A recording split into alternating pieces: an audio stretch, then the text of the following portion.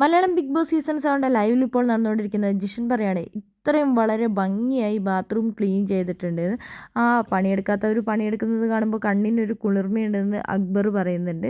ആ സമയത്താണ് നമ്മുടെ ആര്യൻ അവിടെ ഇരുന്ന് എല്ലാവരോടും പറയുന്നത്, ഞാൻ രേണുവേന്ന് വിളിച്ച രേണുവും അപ്പാണിയേന്ന് വിളിച്ച അപ്പാണിയും ശൈത്യേന്ന് വിളിച്ച ശൈത്യം ഇപ്പോൾ പുറത്തായിട്ടുണ്ട്. ഇനി ഞാൻ അടുത്തത് വിളിക്കാൻ പോകുന്നത് റെന ഫത്തിമ എന്നാണ് വിളിക്കുന്നത്. അപ്പോൾ അവളും പുറത്താകുന്നത്.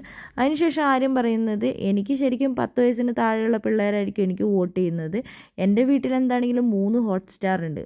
എൻ്റെ അമ്മയ്ക്കും ഉണ്ട്, എൻ്റെ ചേട്ടനും ഉണ്ട്, എനിക്കും ഉണ്ട്. അതുകൊണ്ട് തന്നെ അവർ ആ 3 കയറി എനിക്ക് വോട്ട് ചെയ്യായിരിക്കും. അങ്ങനെ 15 വോട്ട് എനിക്ക് കിട്ടിയിട്ടുണ്ട്. അതുകൊണ്ട് തന്നെ ഈ ആഴ്ച ഞാൻ സേഫ് ആകുന്നത്. അപ്പോൾ റെന ഫാത്തിമ പറയുന്നുണ്ട്, എനിക്ക് വലിയൊരു സംശയമുണ്ട്, എൻ്റെ അനിയത്തി നിനക്കാണോ വോട്ട് ചെയ്തതെന്ന്.